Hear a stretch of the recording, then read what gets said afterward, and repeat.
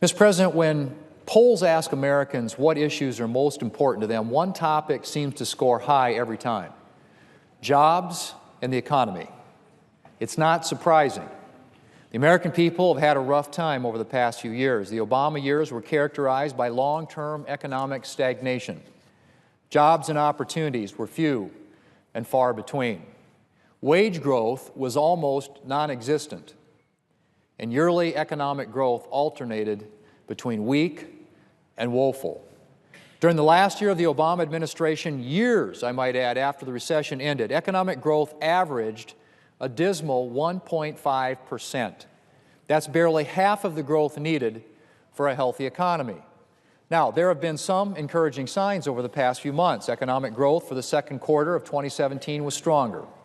But we still have a ways to go to get where we need to be. Things still need to get better, and better faster. And another thing, Mr. President, we want things to get better for the long term. During the Obama administration, there were periods of reasonable economic growth, but they were quickly followed by weak periods. And that's not good enough. We need to put our economy on a strong, healthy footing for the long term. So how do we do this, Mr. President? How do we get back on the path to long-term economic health? Well, one important thing that we can do is reform our outdated, inefficient, and growth-stifling tax code. Now, the tax code might not be the first thing that people think of when they think of economic growth, but it actually plays a huge role in every aspect of our economy. It helps determine how much money you have left over to save or invest, or whether or not you can afford a car or a house. And when it comes to businesses, it can be the key to determining whether or not a young business gets off the ground or an existing business has the money to grow and to hire new workers. Unfortunately, our current tax code is not helping our economy. Too often, American families find their opportunities limited by the size of the tax bill that they owe to Uncle Sam. And large and small businesses alike find themselves struggling under heavy tax burdens that compromise their ability to grow and compete. So what does tax reform need to look like? On the individual side, of course, we need to lower income tax rates to put more money in Americans' pockets. American families should be the ones deciding how to spend their earnings and not Washington bureaucrats. And on the business side, there are two important things that we can do, Mr. President, that will have long-term benefits for economic growth. First, lower tax rates for all types of businesses: sole proprietorships, S corporations, limited liability companies, and corporations. And second, accelerate the rate at which businesses can recover their investment costs to free up money for them to reinvest in their businesses, create new jobs, and increase wages. Now, when it comes to lowering business tax rates, there are several things that we need to do. For starters, we need to lower our nation's corporate tax rate. The United States has the highest corporate tax rate in the developed world, and that puts American businesses at a competitive disadvantage in the global economy. When American businesses are taxed at a far higher rate than their foreign competitors, it's likely to be the foreign rather than American companies that expand and thrive. But it's not just our high corporate tax rate that puts American businesses at a competitive disadvantage. It's also our outdated worldwide tax system. If we want American businesses to stay competitive in the global economy, we need to move from a worldwide tax system to a territorial tax system. The chairman of the Senate Finance Committee, Senator Orrin Hatch, delivered a speech the other day explaining exactly why we need to move to a territorial system. I highly recommend reading his full speech, but I'm going to take just a moment, Mr. President, here to highlight some of the points that he made in that speech. What does it mean to have a worldwide tax system? Well, under a worldwide tax system, American companies pay U.S. taxes on the profit that they make here at home, as well as any profit that they make abroad once they bring that money back here home to the United States. The problem with this is twofold. First, these companies are already paying taxes to foreign governments on the money that they make abroad. Now, while the current tax code gives them some credit for those foreign tax payments, they can still end up paying some U.S. taxes when they bring that money home, meaning that they're being taxed twice on the same profits. This discourages companies from bringing their profits home to invest in their domestic operations here in the United States. If the tax burden for bringing that money home is too great, they have a strong incentive to leave that money abroad and invest it in foreign workers and foreign economies. The other problem is that most other major world economies have shifted from a worldwide tax system to a territorial tax system. In a territorial tax system, you pay taxes on the money you earn where you make it, and only there. You aren't taxed again when you bring money back to your home country. Now, most of American companies' foreign competitors have been operating under a territorial tax system for years, so they're paying a lot less in taxes than our American companies. And that leaves American companies at a competitive disadvantage.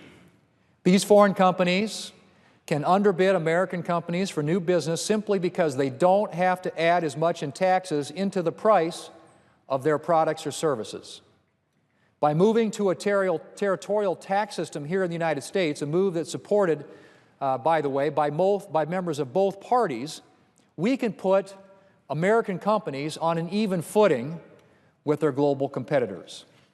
And with a territorial tax system and a lower corporate tax rate, we can provide a strong reason for companies to keep their operations here in the United States and to bring their profits back home, instead of incentivizing companies to send their operations overseas the way that they do now. Improving the competitiveness of American companies and giving them a reason to invest their profits back home will have huge economic benefits, not only for American companies who are competing in the global marketplace, but also for all the small and medium-sized companies that form the supply chain here in the United States. For every American company that operates in countries around the world, there are countless companies here at home that supply the raw material for the products that are sold abroad. Businesses that handle the packaging and the shipping of those products, and enterprises that supply support services like accounting and legal and payroll services. And Mr. President, the list goes on. America's global companies rely on a web of supporting businesses that spans the entire United States. As a result, when American companies are successful, so is the American economy. Mr. President, obviously lowering corporate tax rates and moving to a territorial tax system will have the most impact on American companies with an international footprint. So tax reform also has to focus on that other engine of economic growth, and that is the American small business. Like bigger businesses, small businesses currently face high tax rates, at times even exceeding those paid by large corporations. Lowering tax rates for small businesses has to be a part of any tax reform bill. A dollar saved in lower tax rates is a dollar a small business owner can put back into the business to expand, to add another worker, or to give employees a raise. The other thing that we can do for small businesses is to allow them to recover their investments in inventory, machinery, and the like faster. Under current law, small and medium-sized corporations are often required to use a method of accounting known as accrual accounting. Basically, what that means is that a business has to pay tax on income before it receives the cash, and it cannot deduct all of its expenses when it pays the invoice. And for investments in equipment and facilities, the delay in recovering the cost of the investment can be even longer. For instance, right now, the cost of a computer is recovered over 5 years, tractors over 7 years, and commercial buildings over 39 years. For many businesses, this means it can be many years before that substantial investment can be fully deducted. And that can leave a business extremely cash poor. And cash poor businesses, Mr. President, don't expand. They don't hire new workers, and they don't increase wages. Boosting small businesses' available cash by allowing them to recover their investments faster is one of the most important things that we can do to help small businesses thrive. And, Mr. President, I've actually already introduced legislation that would do just that. My bill, which is called the Invest Act, focuses on allowing new businesses to recover their startup costs more quickly and allowing existing small and medium-sized businesses and farms and ranches to recover their investments faster, in some cases deducting the acquisition costs immediately. Mr. President, all of the tax reform priorities that I've discussed here today and more will be part of the final tax reform package that we develop here in the United States Senate. Members of the tax writing committees in both the Senate and the House have spent years working out the best approach to tax reform.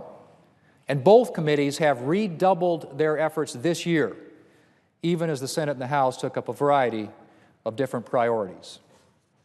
Last week, leaders from the Senate, the House, and the administration announced that the Senate Finance Committee, of which I'm a member, and the House Ways and Means Committee would begin putting together a final version of a tax reform package.